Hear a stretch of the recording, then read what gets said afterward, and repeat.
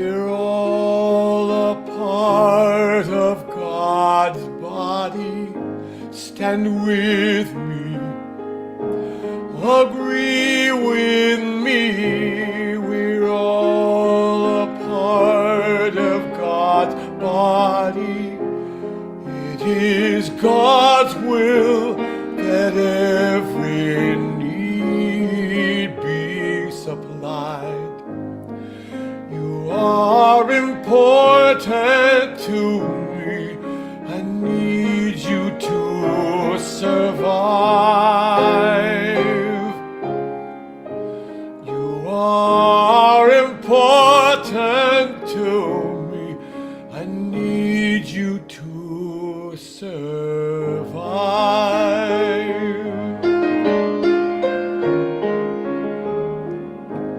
I need you. You need me. We're all a part of God's body. Stand with me. Agree with me. We're all a part of God's body. It is God's will that every need be supplied. You are important to me. I need you to survive. You are important to me. I need you to survive.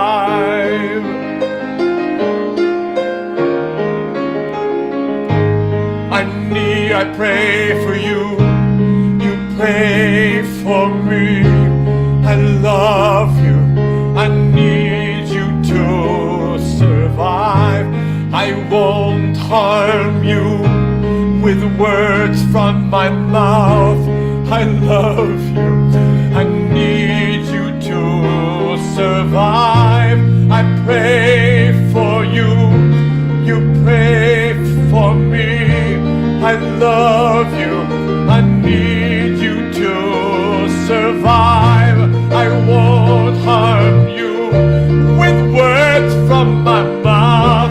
I love you, I need you to survive.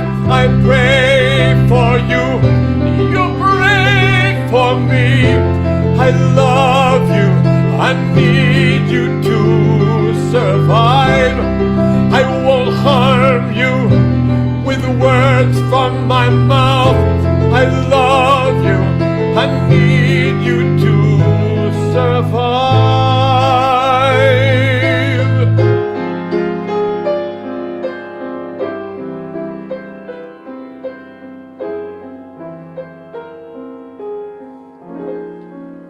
It is God's will that every need be supplied. You are important to me. I need you to survive. You are important to me. I need you to survive.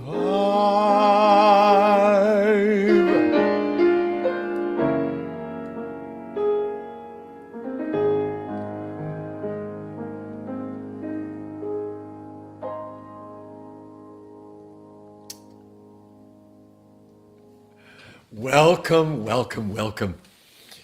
It's been, let's see, a good long time since we have met for real. We ran past shows for the last 2 weeks. I hope you enjoyed the reruns. It is so good to be back doing this. A little report on my travel. I spent 2 weeks of late in Dallas, Texas, on the campus of Southern Methodist University with 15 bright, wonderful, excited, enthusiastic, question-asking, seeking high school kids who are in a 2-week training course on church leadership. These are kids who want to be either pastors or lay leaders in their churches. They're high school juniors and seniors.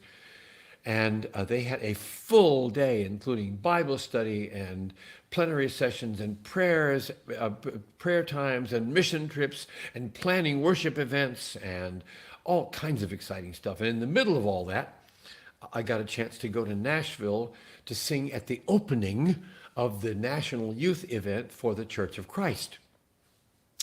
So it's been a busy couple of weeks. I'm back home now and really pleased to be here doing this. We have our crew here. Sonia's here doing the video. Jane's here. Beverly's here. Beverly's husband David's off in the corner somewhere. And our wonderful guest, whom you'll meet in a bit, who's been a friend for a very, very long, sweet time. We're calling this show Life Together, which, as many of you know, is the title of a Dietrich Bonhoeffer book. Bonhoeffer, one of my heroes, one of my idols, a man who dared to speak the truth and to stand up for the truth. And if we need anything right now, it's truth. But let me keep the music going before we get too crazy. This is a song that's been around for a while. Some of you know it. Don't tell me I've got a friend in Jesus unless you show me first that I've got a friend in you. And we're always making changes. We've changed the rhythm a little bit, so it gives it a new tax, okay? Here we go. Ah. Yeah! Oh, don't tell me I got a friend in Jesus without showing me first I've got a friend in you. I have heard you're supposed to be like him. Would you do for me what Jesus himself would do? I don't know very much about friendship. I need someone to show me that friends can really be true. Like you. Don't tell me I've got a friend in Jesus without showing me first that I've got a friend in you. Yeah. When I'm discouraged, make a mistake, nobody around me will give me a break. Will you do just like my used to be friends before?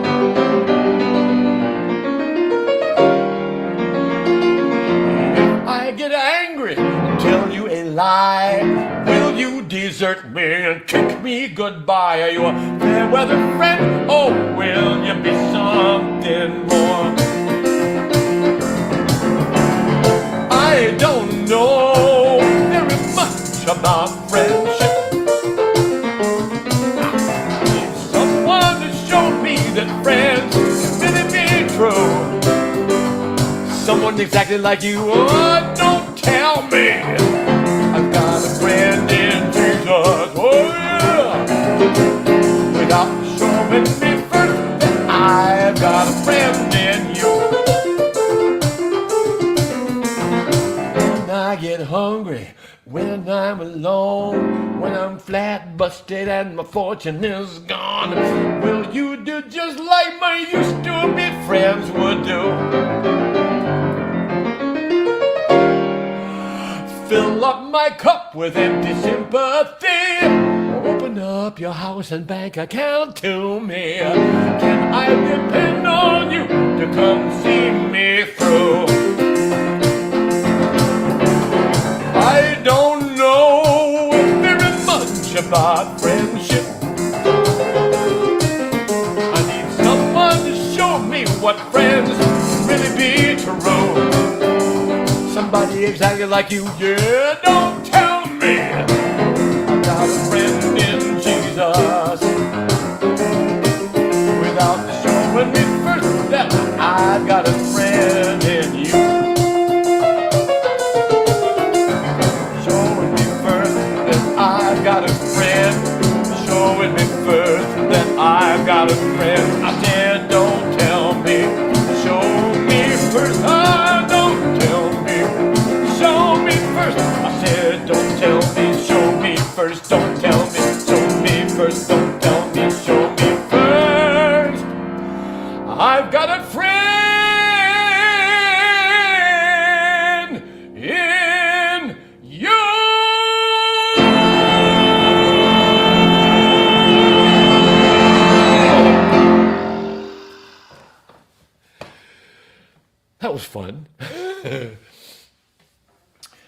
I've had some musical heroes in my life.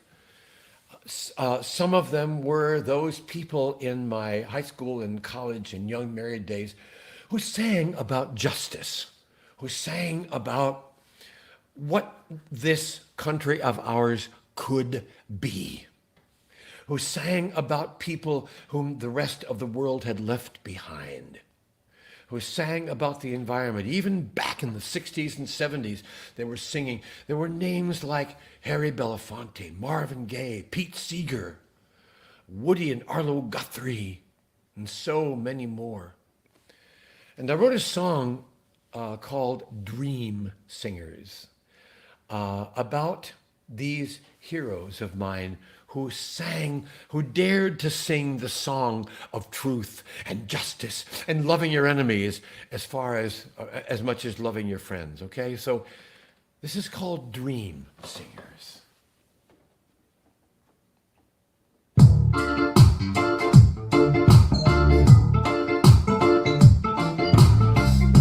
Many years ago I heard it.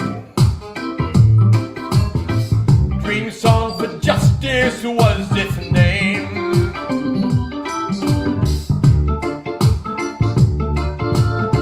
It was a song for the people that the good life left behind, to sing their hope, their pride, their shame.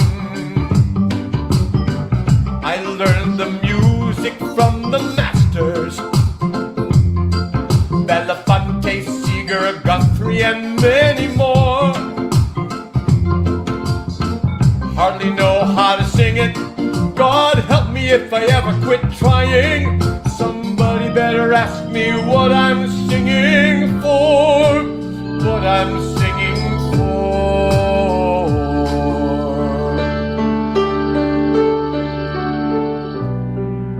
Learn the song, it will remake you. Maybe get you hurt along the way. But if you dare to try to sing it, the dream will stay alive for one more day.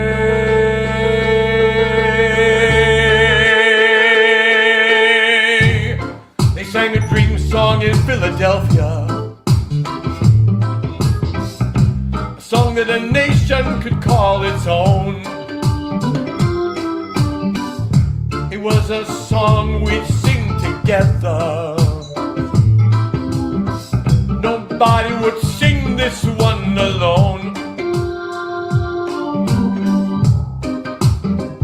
It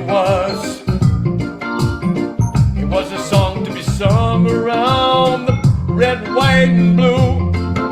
A dream of hope, a brand new call. Now the rich take all the liberties, and the poor take all the hits. And the sound of the song is buried beneath building walls, buried beneath building walls.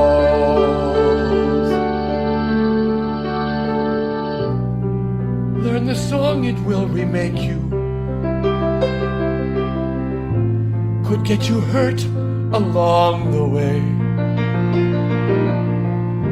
But if you dare to try to sing it, the dream will stay alive for one more day. Oh, Jesus sang his dream song in Jerusalem. Love one another like I've been loving you. Love your Lord your God with all your strength and soul and mind and heart. Love your friends, love your enemies too. It was a song to be sung with a feast of bread and wine. A song to be sung at the table and in the streets. Along came money and the power of the state said, change that song, we'll make you great. Now the bands we hire can't even find the beat. No, they can't even find the beat.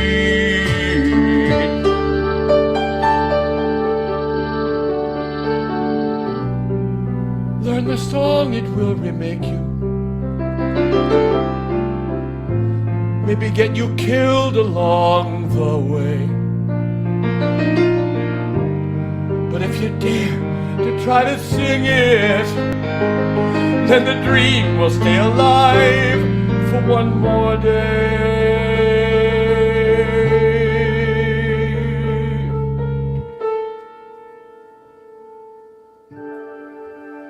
Dream singers, teach me how to sing again.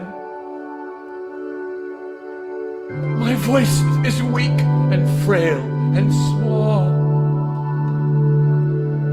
Teach me the music, teach me the meaning. Give me the courage to sing it all.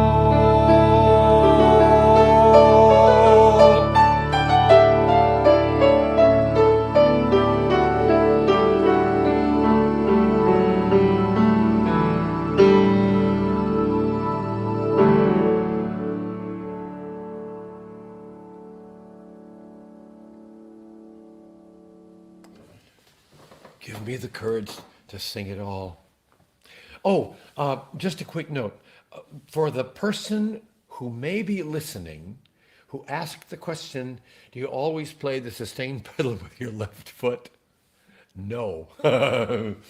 Usually, when I play, I'm kind of facing the piano like this, right? So you can play the sustain pedal with your left foot and the synthesizer pedal, just sustain with your right, synthesizer with left. But since I'm facing a camera, I have to sort of make some adjustments. So I am trained to play the sustain with the right, but one has to make changes now and then. So I am pretty pumped about our guest today. Jeannie McGowan and her husband Keith have been friends ever since the 70s. We have been in conferences together.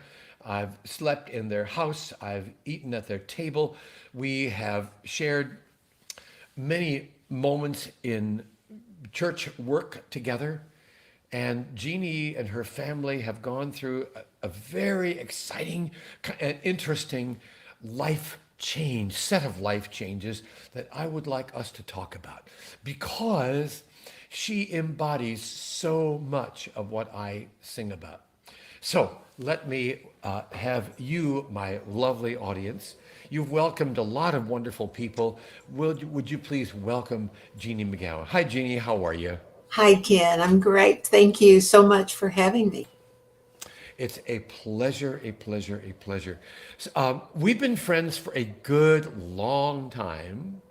Yes. When I first met you, you and your husband were living in a lovely kind of middle class sort of home in the suburbs of Jefferson City, loyal members of the First Baptist Church, as I recall. Mm-hmm. And you were doing a lot of church work. You were leading this and that. You were involved in retreats. You were involved in conferences. You were involved in all kinds of ministry. And then something went weird. And I want to know what went weird. What happened? Well, several things did. I guess for many years, I had, even though I was heavily involved in church and church life, and I had felt God was calling me to something more, but I could not figure out what that was. And it just happened that in our church, there was an opportunity for a fairly new position of pastor of single adults. And I was working with single adults in Bible study, and I just applied for that job. But something happened the night that they voted me in. One of those epiphany moments when I looked at these rows of single adults there. I saw a young man who was helping a mother of 3 sons with her children. They weren't dating or anything. They were just friends. They were taking care of each other. And I don't know, my heartstrings were just, I just suddenly saw that that was this group that I was to love and kind of shepherd and share my life with. And so that began that journey. And also, I'd had a long time longing to attend seminary because I felt like there was more to scripture than what I had perceived. And so that happened. And I didn't think it was possible without moving to wherever the campus was, as this one happened to be in Kansas City, Kansas, at Central Baptist Theological Seminary. So but it worked out that I went every Monday for 6.5 years. I drove 2.5 hours up and back, and so that was just a fabulous time. And eventually, after that, I finished my MDiv. I was ordained, but somewhere in on this process, Keith and I built a new house. It was, I guess, what you'd call your dream home. It was way too big for two of us. Our three sons were grown and married and gone, and even though we tried to share it in different ways with groups from church and some retreats and various things, it was a big house. It was kind of crazy, but it was lovely. And one day, well, I have to back up a little bit because way before that, a little bit leading up to the time that I first met you and Jane, I was reading. I just would be introduced to different magazines, Faith at Work, Seeds, eventually Sojourners, and things that were just kind of turning my very conservative Baptist world upside down.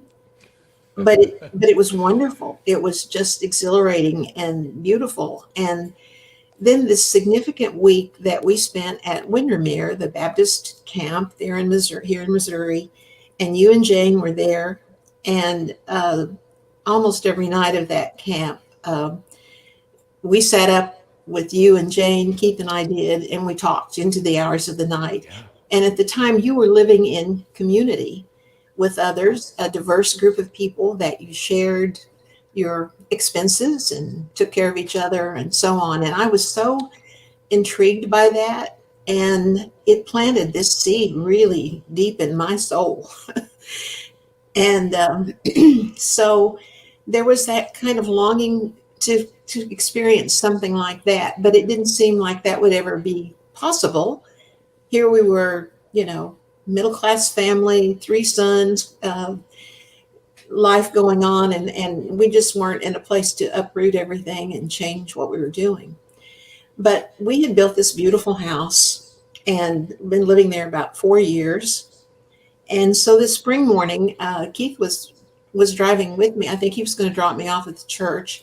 And we passed by a little house, a little duplex that we passed hundreds of times, but it had a for sale sign. And I just made the comment to him, wow, I wish we had the money. We could buy that little house and we could rent those apartments out to some of the singles when they come to town or something.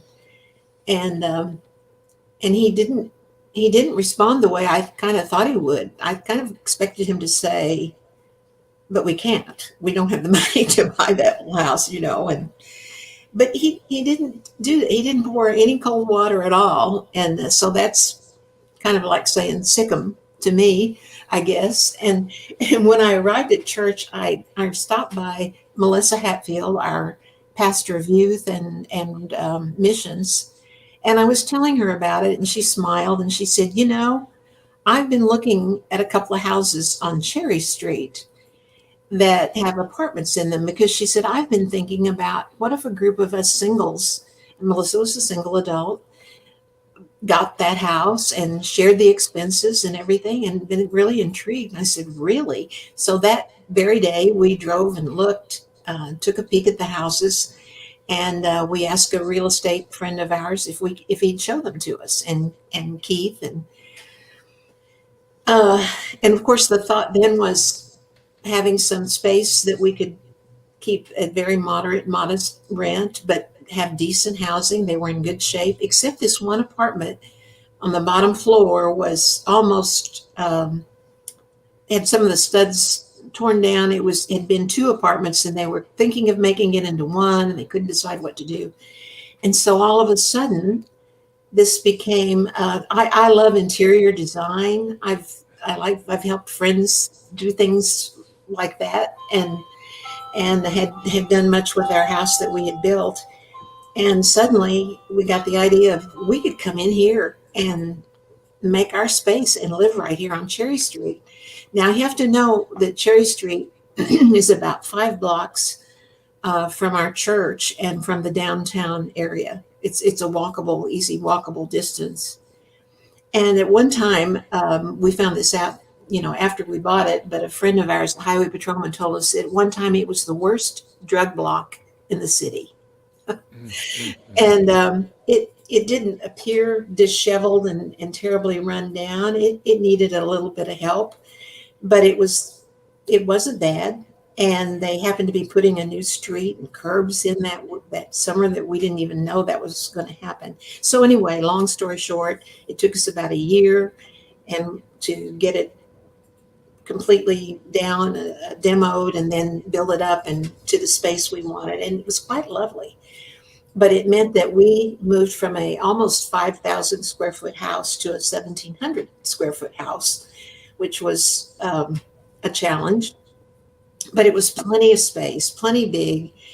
And at last we could kind of live in the midst of a neighborhood where people struggled, where some of the working poor really struggled, and people who had a hard time hanging on to a job, making a living wage, and so on. And so quickly we got acquainted with people, and some of them would stop by to see if they could help. If they were looking for a little extra cash, could they help us? And one of the young men that helped us a lot when we were demoing it, he was from Chicago, from a big family, and he was having a birthday, and the house was still, we were still working on it, but we hauled a portable table out on this big wide front porch, and I made a cake, and we had some lemonade, and so we had a birthday party for him. And in the middle of the party, he said, and he was probably around 50-ish, big, tall, skinny, black guy. He'd been in prison twice, gift of gab, great personality. But he said, nobody's ever made a birthday cake for me before. And we had a neighbor down the street, a trans woman, who came and shared the party with us. And it was maybe the holiest birthday party I've ever attended. It just felt like I felt God's presence there. And that's kind of the things we were supposed to do. And we didn't do anything spectacular, and we didn't make any great sacrifice to make this move. It never felt like, okay, God, if that's what you want us to do, we'll do it. It was like, this is joyful. This is lovely. And I don't think I ever lived in a house that I felt as much at home as that 100-year-old house on Cherry Street. And we've had lots of adventures there, and people have often said, you should write a book about some of those, and maybe someday I will. I don't know. But we learned so much, and it was a wonderful experience.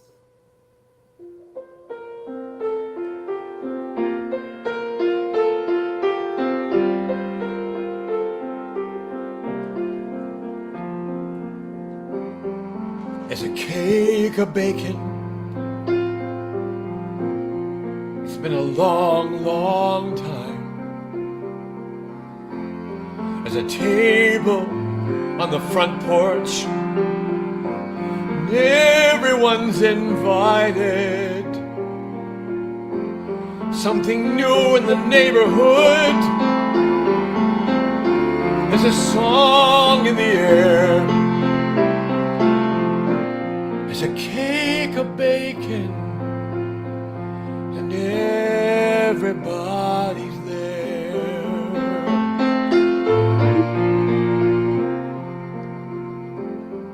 People walking on the sidewalk,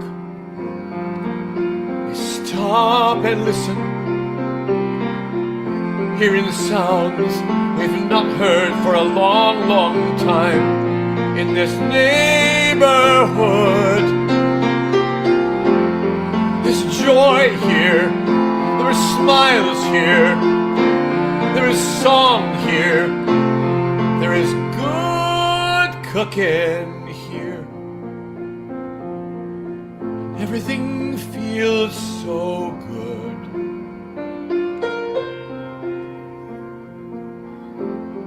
You don't take away the struggle. You don't take away the pain. You don't take away all the loneliness. It keeps on coming back time and time again. You don't take away addictions, so much you can't relieve. But there's so much you can do when you give and receive.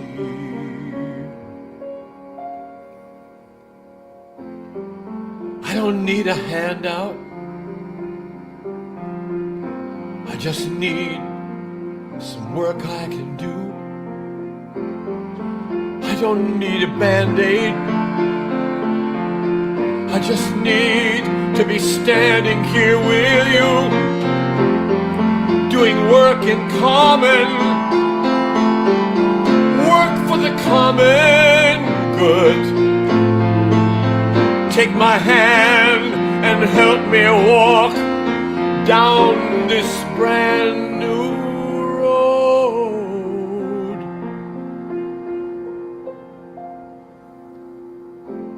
So you're really gonna live here? What are you leaving behind? So you're really gonna live here? I think you will find there's love here, there's caring here, there is friendship like you've never known. So you're gonna live here, and I can promise you this: you'll never be alone.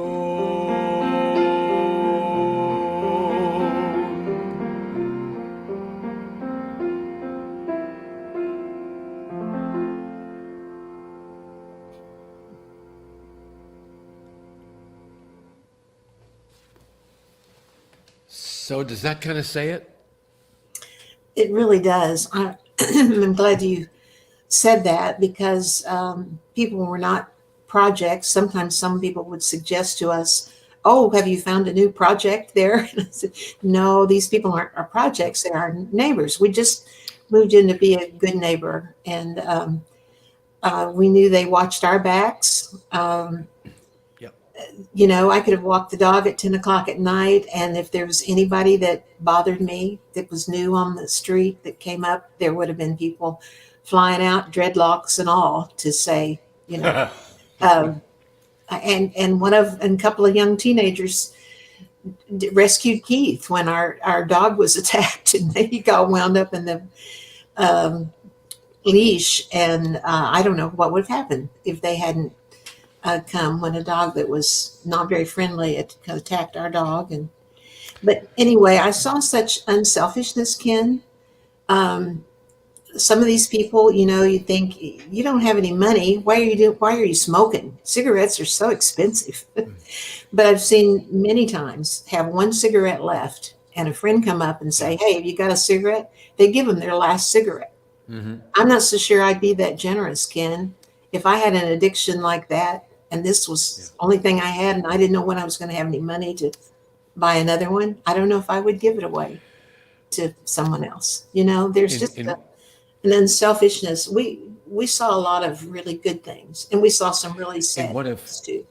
Yeah, I'm sure you did. I'm sure. In one of Henry Nouwen's books, he makes a statement, says, poverty is a good host because it has nothing to protect. Hmm. And of course, Shane Claiborne was on our show recently and talked very much the same way that you're talking Yeah, about their community in Philadelphia there. You know, that they call it Simple the Way. simple way. Yeah.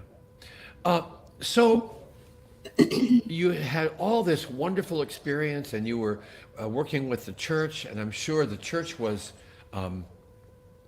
affected by what happened in that neighborhood, and I'm sure the church got some new ideas about ministry as well. So now, what you're in a different place now. Mhm. Tell our folks about where you are now and what's happening, Okay. what it was like to leave Cherry Street and where you are and what you're doing now. Okay. Well, we hadn't intended to leave. We actually made when we put the house back together that we lived in, the part, we made it very accessible. Um, but there came a point in the spring of 2019 that we were seeing more and more of our friends facing some health crises, and all of a sudden needing to find a place that didn't have stairs. I don't. Jeff City's and lots of hills and um, so on, and our house was no exception. Those That big wide porch had several steps coming up and so on, and so we just one day had this conversation.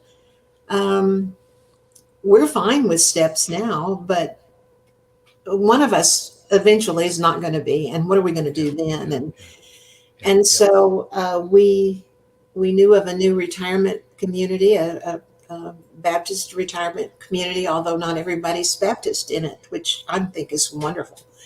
But it was just being built, opening up. In fact, I'd been on the part of the plan, or the raising money to build it, and so we just kind of made a quick decision in a very brief time that maybe this was what we needed to do. And we had to wait till September for our place to be finished and for us to move into. But when COVID-19 hit, I cannot tell you how I felt like this was God's leading us. Had we stayed on Cherry Street, there would have been someone at the door all the time. Our door was a busy place, and there would have been need for Keith especially, but both of us, some to be in and out of people's apartments. And we had gotten a manager, and so we felt somewhat protected from that Hmm. Hmm. pandemic. Um, and so now we have a new neighborhood. We have some new, different challenges to meet, Yeah. um, and um, and to how to live well and to share hospitality. I bake a loaf of bread for everybody that moves in, and just to kind of welcome them, because for some of them Yeah. Yeah. it was a really hard decision to sell their home and move here. We Sure. we still have Cherry Street, and we are working on it. We want to leave it when we sell it to be in the best shape it could possibly be. So we're doing some work there, and our hearts were there. I want to tell you that often over the about 11 years that we lived there, we would drive back by our old big house that we built, and we'd kind of test each other, say, "Are you feeling like, oh, wish we hadn't done that, or I'm longing to," and Yeah. we never did. I think we were both being really honest. We had no regrets. It was wonderful. We loved it, but that time on Cherry Street was where we were supposed to be, where God wanted us. And now we're in a new place, and we'll see what God's got for us to do here. Yeah, and you've got the challenge now. We talked a little bit before the program. You got the challenge that people with radically differing views, Yes, um, and all of them sort of religious folk, but radically different politics and different spirituality. yeah, And the question is, can we figure out how to talk to each other? Yeah. that's right. That's a challenge that so many of us experience, and I I want to wish you great success and blessing with that, Thank you. because I think maybe it's harder than Cherry Street. I think so too.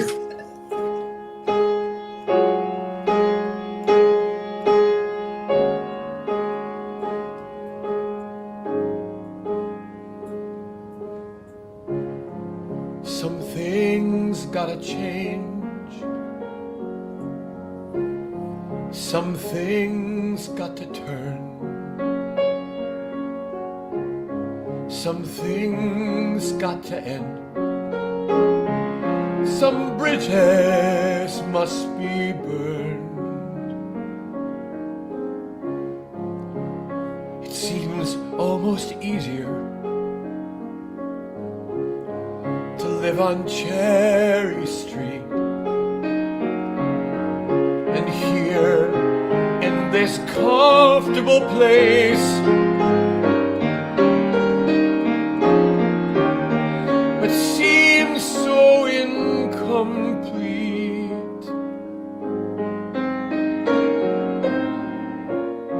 People hiding behind their masks. So many questions that you simply do not ask.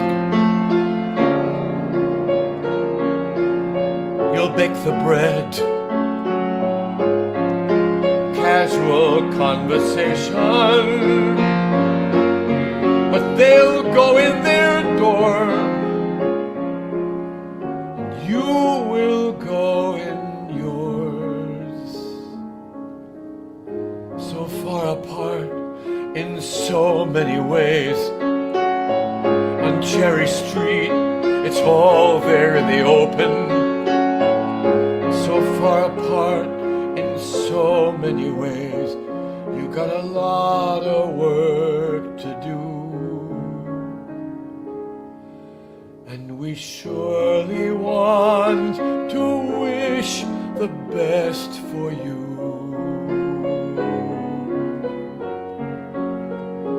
And we surely want to wish the best for you.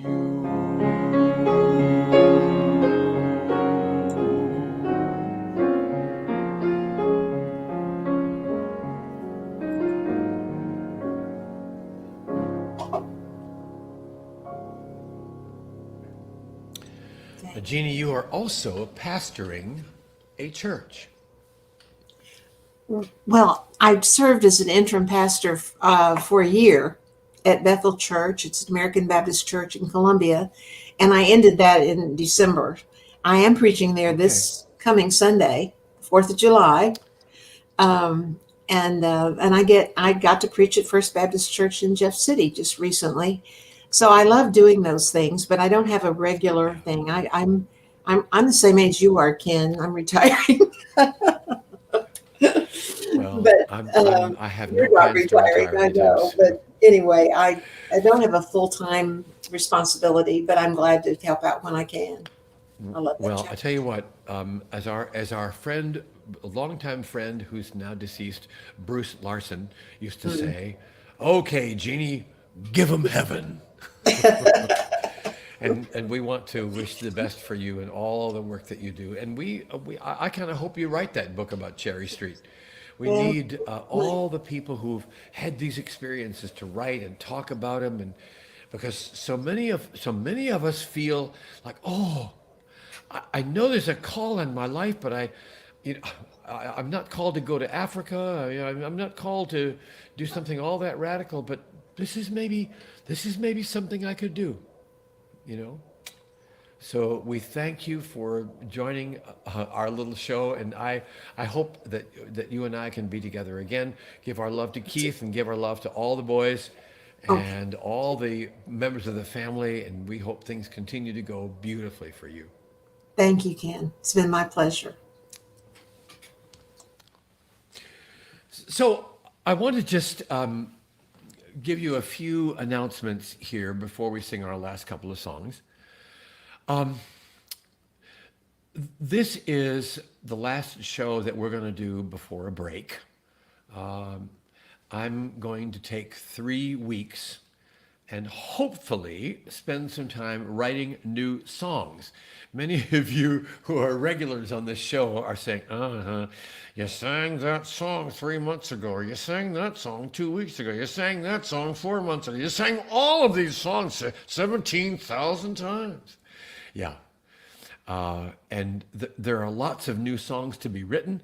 I just haven't felt like I've had the time to really sit down with text ideas and take hours and hours that are required for that kind of work. So, I'm going to try to write some new music.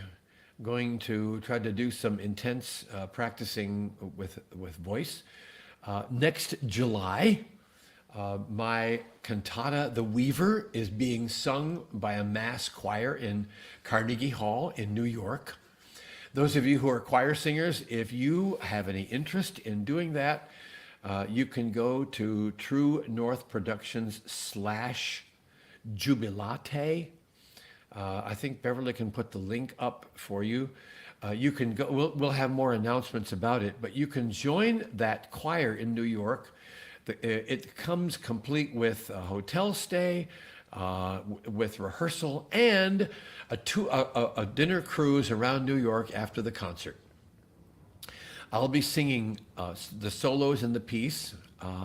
We'll also have a choral work by Mark Blankenship. Many of you know his choral music is excellent. So it'll be a really exciting time, but it's going to mean for this old guy some intense practice to get those solos ready. They're high and daring and dangerous. So I'll be doing some of that. Travel starts again big time in August. Lots of travel in August, September, October, all throughout the fall. Things are really coming together.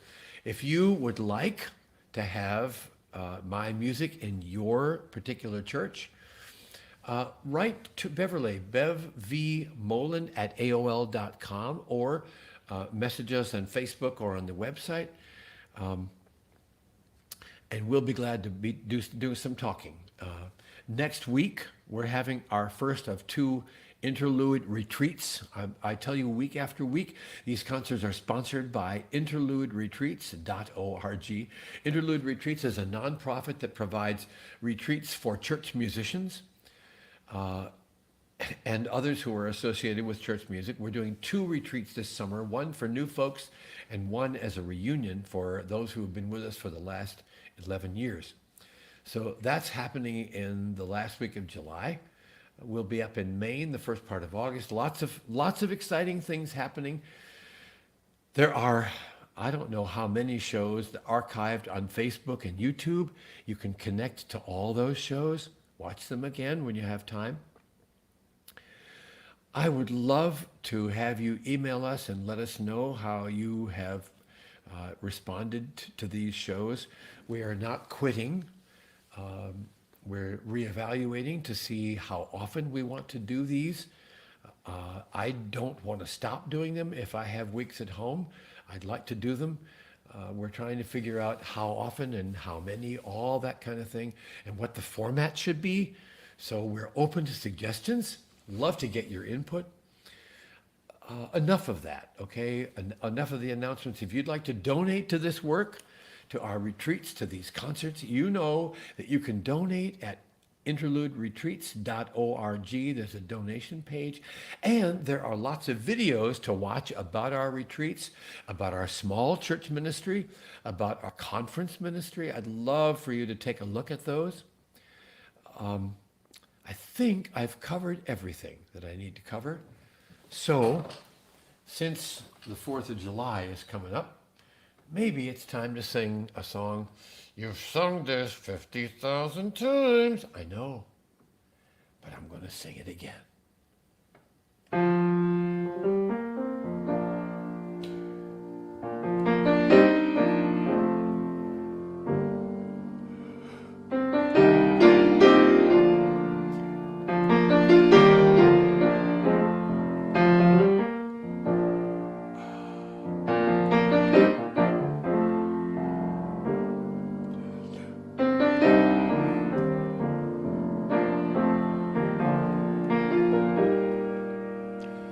I've seen the white sand beaches near the time where I was born, seen the springtime forests fresh and green.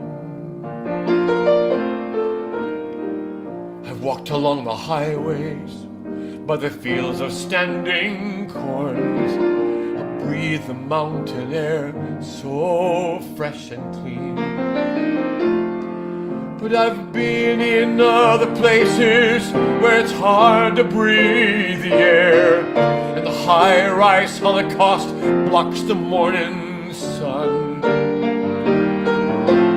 Little ones play in the dirty streets and no one seems to care. America's children, look what we have done.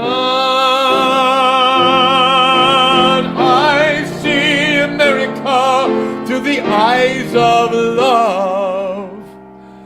I long for all her children to be free.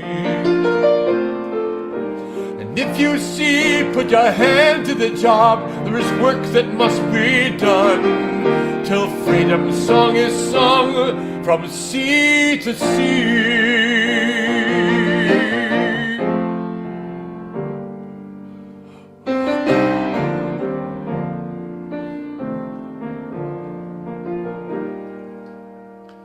I've seen the dauntless pilgrims who come from foreign shores and brave the raging peril of the sea. Seen them suffer hardship, seen them risk their lives in war, in order that a people might be free. But I've seen how first Americans were driven from their land. I've seen the slave ships come from far away. Tyranny is still alive, there's hate on every hand. We must work to end oppression's day. I've seen the untold millions whose birthplace freedom made, who nourished by her dreams grew strong and tall. I've seen them suffer hardship, spend their lives in war, in order that a people might be free. But I've seen how greed and carelessness can wipe that dream away. I've seen a nightmare in its stead. Rise up, children, dream again. It's time for us to say. Some may scoff, the dreamers are not dead.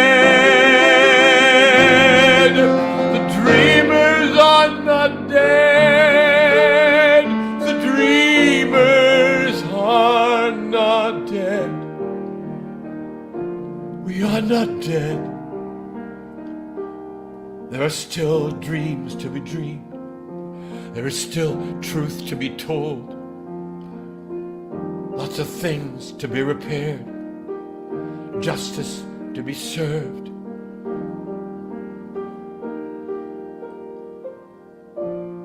I see America through the eyes of love. Long for all her children to be free. If you see, put your hand to the job. There's work that must be done till freedom's song is sung, freedom's bell is rung, freedom's song is sung, from sea to shining sea, from sea to shining sea, from sea to shining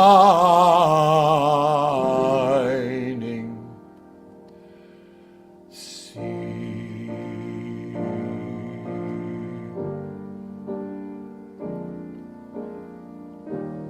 God bless bless America, land that I love. Come and change her, rearrange her.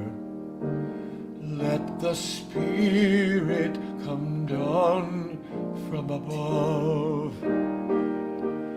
All the people, all the systems, all injustice be done away. God bless America in these hard days. God bless America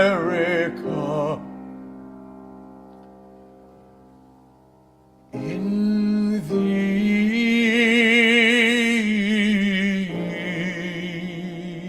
these new days.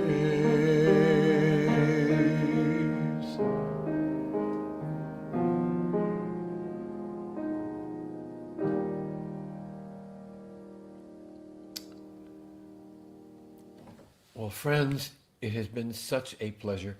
We can't stop without singing either the song is alive or our benediction song. So we're going to sing one verse of each. So it's going to go like this.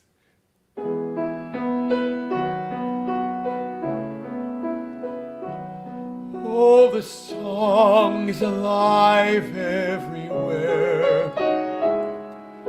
The song is alive everywhere. You are the ones who get to give the pitch, 'cause the song is alive everywhere. Go, my friends, and hope attend you all through the night. May she peace and courage send you all through the night. May she ever stand beside you, in her loving kindness hide you through the treacherous darkness, guide you all through the night.